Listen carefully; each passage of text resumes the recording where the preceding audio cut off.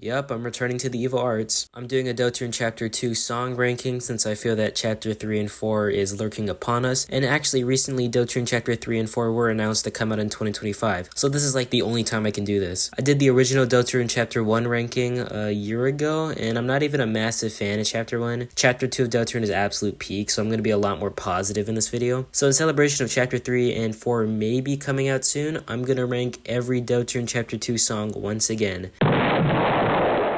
Yeah, this song's just a sound effect. Some of the Sweet Cap and Cake songs I can count as actual songs since they kinda fit in the game, but this is literally just a 5-second loop, and that makes it an F tier for freaking sound effect. It's literally just Queen laughing. A very impressive laugh for sure, but it's still like a laugh, so... Yeah, this is definitely a cool beat. I really got nothing for this one. It's a cool beat, I guess. I think it's kinda cool that Sweet Cap and Cakes play a holiday-themed remix of their song since Noel is here, but it's basically the exact same note taken from Mini Studio and thrown into Jingle Bells. So frankly, it's not even an original song. Mostly just functions to segue into Big Shot, and that's about it. I'm not sure if this is just a slowed-down version of Spamton's theme or something new, but it doesn't really matter. It's okay, nothing more to say. This is basically just the first 10 seconds of Cyber Battle again, but it's more upbeat and exciting. I think the sequence that is actually used in the game using this song is really fun, but that doesn't add anything to the actual music, which is basically just Cyber Battle again for the second time, because this has already happened with Almost to the Guys. Why do these guys have so many tracks? Kinda cool having a Napstablook song in the game. That's about all I got though. It's just another Napstablook remix with jail alarms in the background. I have no idea why there's so many songs for these guys, but here's the first of the Sweet Cap and Cake songs. It's kinda just the first 15 seconds of Cyber Battle, so it really shouldn't count as a song. I still think it's pretty fun even though it is 15 seconds, so I won't put it in D tier, so C tier. This has to be like, what, the 7th Sweet Cap and Cake song in the game? Why are there so many of these? I mean, like, this song is a bit better than the rest because it's longer than 10 seconds, but still at this point it's kind of tiring hearing the exact same tune for the 7th time. Again, it's not the worst. I still think these songs are fun, but it does get repetitive. This song would be B tier, but it's so overplayed at this point that it's gotta go down lower. Just a faster paced version of Sound Studio, and by extension, a faster paced version of literally every Sweet Cap and Cake song. It's pretty hard to talk more about what is essentially the same song for the 9th time. It's fine. Okay, this song is definitely just Hey Every sped up. I would say it's just the same song, but Hey Every is like 3 seconds long and this is 15, so it's an extended version and it's alright. The scene that uses it is pretty great. Spamton's death really gets me, and this song feels like a fake happy tone and it works really well. Cool freaking song that plays when you're about to fight Giga Queen, and also when Birdly is creating a new dark fountain or whatever he was doing during that scene. It fits but does function more as a sound effect than anything, but it makes me feel cool, so you know that counts for something. Keygen plays when you've given the Keygen to Spamton, in which he says Keygen, and track 27 of Deltarune plays named Keygen, which refers to when you've given Spamton the Keygen, in which he says Keygen, and the song Keygen plays. It's a very funny bit in Deltarune. I think this song is a reference to an old YouTube video, but I don't have proof of that, so you're gonna have to take my word for it. It's a very funny part of the game and it reminds me of Nico Patty Keygen, so that's a plus. It should be an F tier because it's a sound effect, but I don't care. It's going up because it's really funny. This song is actually pretty fun. It's a really fast-paced version of Queen's theme, and I honestly like it more than Queen's normal theme. The sequence that uses this song is also great. Get the Banana is one of the most popular moments from Chapter 2 for a reason. It's fun, but it's also only 20 seconds long, so I can't put it too high. A Simple Diversion is the first of many remixes of Queen's theme. This is probably one of the weakest since it's just Queen's theme, but 8-bit. That doesn't make it worse though, it's still fun, but that's about it. Basically tied with Queen's theme. I think Queen's theme is neat. I like this theme song and I like the very royal feel it goes for, but it doesn't really fit Queen. I'm not sure. It plays like a lot in this game, so it could just be a bit worse for me because of how much it's used, but I still like the song. The main issue I have with this song is that it's remixed and changed a lot in this game, and almost all the remixes are better than the original version of Queen, so it's hard to pinpoint my thoughts on it. It produces some of the best tracks in the whole game, but on its own it feels a bit flat. This is such an aggressively joyous song, and I like it. It's fun and it fits the persona Noel puts on very well, but it doesn't fully fit Noel as a character since this really isn't who she truly is. Additionally, it really isn't used in the game besides the start of Chapter 2, and besides that it's mostly only used in leitmotifs for the rest of the game. It's a fun song, but that's about it. A literal 3-second song that plays over and over when Spamton first shows up in the game. It sounds terrible and the loop is obnoxious, but let's be honest here, does this not fit Spamton perfectly? Like his terrible falling apart sales pitching just fits this song perfectly. It's definitely the weakest Spamton track, but honestly, I still really like it. Terrible song, but honestly hilarious. Now you would think Birdley's theme carries the same issues as Queen's theme, being used many times more later on, although not as much. However, I do think that unlike Queen's theme, it fits Birdley really well. Like, this song is Birdley. It's one of my personal favorite bass themes in Deltarune, not because it's super fun and it's really well made, but more because it fits the character perfectly. It definitely isn't one of the best in the game, but I will still give this song its credit. On its own, Digital Roots isn't very interesting, but this track has always kind of stuck out for me, mostly from how it's used in the game. The eerie feeling it gives Queen's basement has always stuck out to me in Deltarune, and I'm not sure why. I actually have been inspired by this specific track and area for some ideas and games I've developed, so I really appreciate this track even though it's, let's be honest, not very interesting. But serious shoutouts to this one. Bluebird of Misfortune is a somber, sad remix of Birdley's theme, and it is used when Birdley is revealing his backstory. I like Birdley a lot just for how funny he is in the game, but I appreciate this moment for showing why he's like this. It makes him a lot more sympathetic, if not much, let's be honest. But the scene is really good, and the song also fits it very well. It's a really cool remix for Birdley's theme, taking away the brash arrogance of it and stripping it down to its core, much like Birdley's character. When stripping away Birdley's smarts, ego, and arrogance, he's nothing. And this is a really good example of how well thought out Toby Fox's music is. He's able to take a simple leitmotif and make it a lot more interesting. That being said, despite the cool meaning of it, it is a very lackluster song on its own, though in the game it is a great scene. Elegant Entrance is a song you usually don't hear fully in Deltarune, as it's only in a couple rooms in Queen's Mansion. That being said, it is a really good song, and it is a really nice contrast compared to how ridiculous and insane Queen's Mansion is, and by extension the song that plays in Queen's Mansion, being Pandora Palace. This song mostly just exists to be used in serious moments in the game, like Lancer being frozen, or an intimidating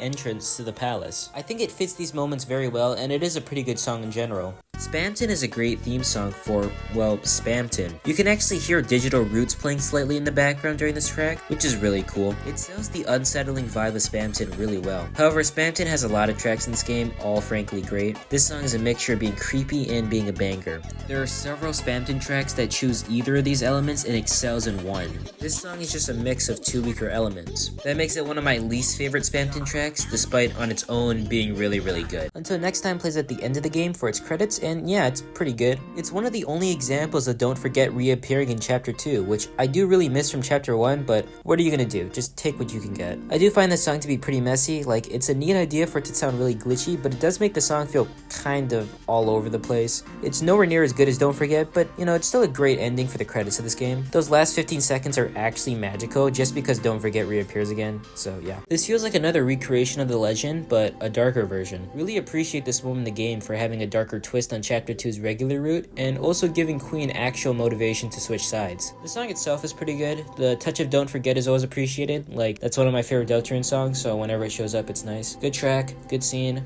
Rouse is really spooky, which is kind of cool, maybe foreshadowing, and yeah. Yeah, this is also in Chapter 1. I'm not sure why it's here, but yeah, it's good.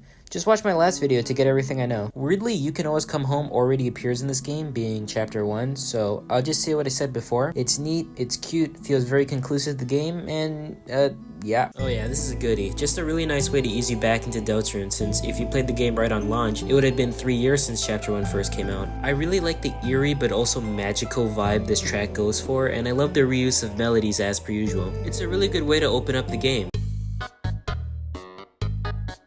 Sands.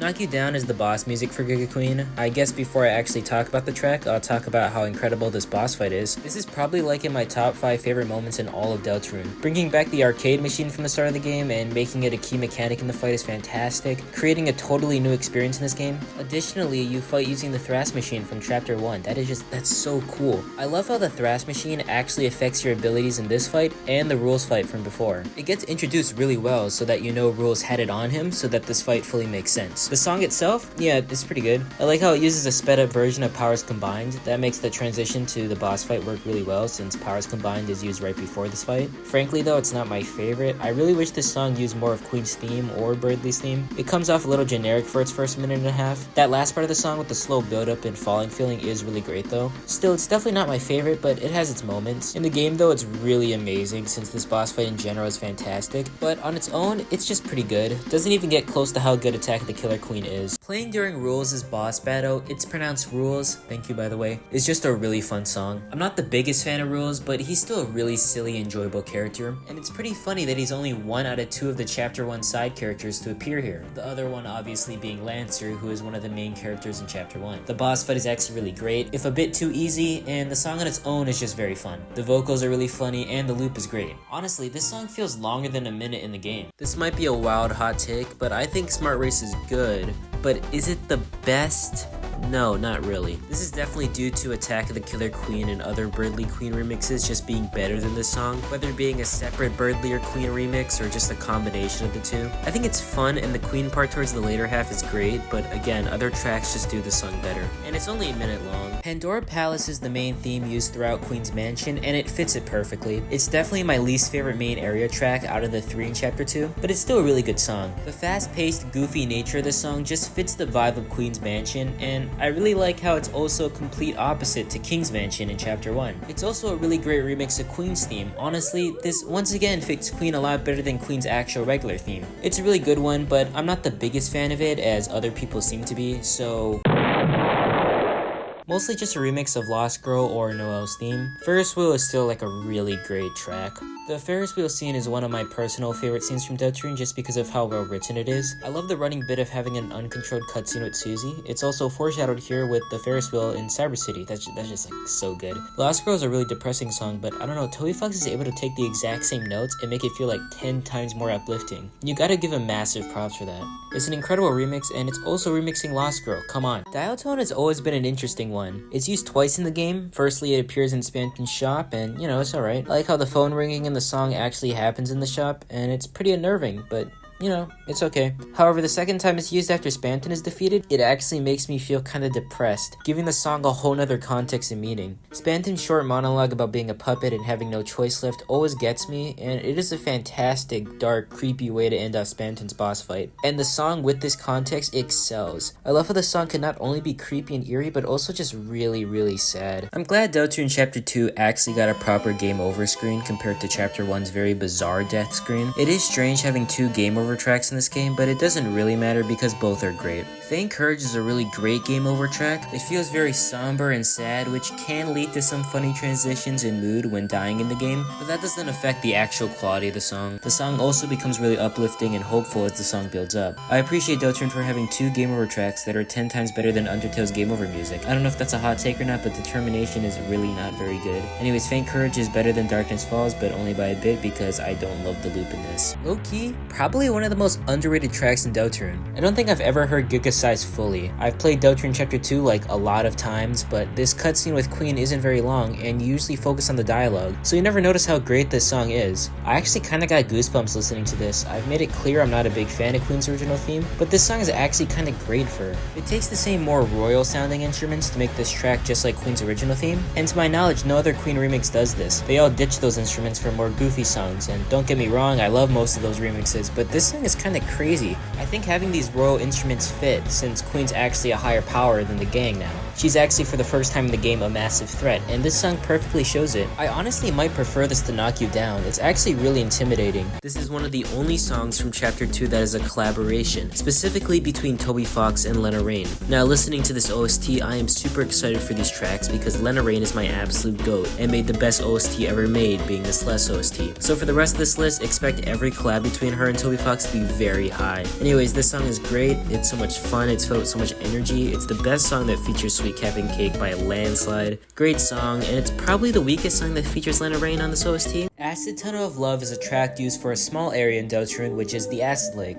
This song is like really beautiful on its own, which is really strange because in the actual game it's really funny just because of how ridiculous the Acid Lake section is, and the beautiful song not fitting at all but somehow still working. The Acid Lake is a really great location in the game, it looks really nice visually, and Rouse literally won't stop hitting on Chris the entire time. It's a lot of fun. Also, Queen says get the banana, comedy is saved. The song itself is really majestic, which is funny because it mostly uses Lancer's theme. He's not even here. Why does it have Lancer's leitmotif? I mean, it doesn't really matter though because it works really well in the game. My Castle Town is such a great, beautiful song. Empty Town feels super lonely and fits Rouse very well, but in Chapter 2, the Empty Town now has people in it, and this song fits it perfectly and acts as an evolution of Empty Town. It just feels very welcome and happy, and I love that. For example, Girl Next Door has this very aggressive amount of happiness, but this song is a lot better because it feels so sweet and calming. I do prefer Empty Town a bit over this because I prefer the lonely tune over the super sweet tone of this song, just because there are better songs in Deltarune that capture the same feeling, but it's really close. This song is insane. It's so chaotic and so much fun. It perfectly fits the bizarre first battle at Spamton. It even still has its unsettling moments like all the screaming in the background, and I love how overly goofy and ridiculous this song is since that's how Spamton starts off in this game. However, the song still has its darker points just like the actual boss fight with Spamton. The song gets more and more insane as it goes on, and it's just so good. This is, funny enough, one of the only Deltarune songs with lyrics, which is great for Spamton since it's all super distorted and pitched up and down, and somehow still sounds good. I love this song so much, and it's not even the best version of it. For the second main area of Chapter 2, this holds up to the track record that Chapter 2 sets with its area themes, and it is once again another great fun song. I don't think it's quite as great as Cyber Road. For one, this song doesn't have a build-up. It kinda just starts, and it's also nowhere near as fun and exciting as Cyber Road. On its own, it's nowhere near as good as Cyber Road, but honestly in the game, Cyber City is probably my favorite location. Visually it's beautiful, and the song really enhances the experience, while the actual Cyber Road area is a bit dull and repetitive. This has nothing to do with the tracks on their own, I'm just saying the game uses the tracks in better situations sometimes. The general vibe of the song is super fun, and the first half is really great. I do find the rest to be a tad repetitive, and that does stop it from going in S tier. In the actual game, you don't often hear the song loop or get into its second half, so the game really doesn't have this issue. Regardless, on its own, the song is staying comfortably in A tier. Yeah, it's big shot. What am I even supposed to say? It takes everything about the original Now's Your Chance to Be Ya and throws in 20 more sound effects, making it even more insane. This track is literally a remix of Now's Your Chance to Be Ya, which is a remix of Spamton. That's a remix of an original song. The first minute of the song is great, and once the world revolving and power of Neo kicks in, the song really excels. It's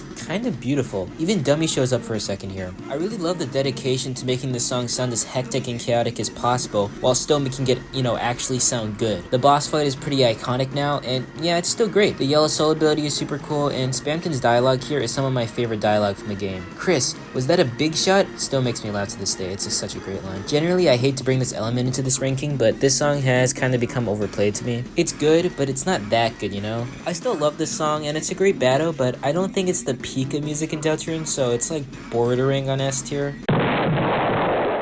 Yup, Cyber Road is gonna go exactly where you expect it's gonna go. I didn't expect it to be as good on re-listen, but it's just as fantastic as I remember. What's up with Toby Fox always making the first main area theme so good? He always hits it out of the park. I do prefer Field of Hopes and Dreams over this because that song is actually beautiful, but that doesn't discredit this track. I don't find this track to be beautiful or anything, it's just really fun and incredible to listen to. It fits the area perfectly, it's so fun, it's so exciting. I just wish we heard more of it in the game. I also love how the song is introduced in the game, having this really slow build-up of hype. It's an incredible way to set you straight into the new story of Deltarune. Yeah.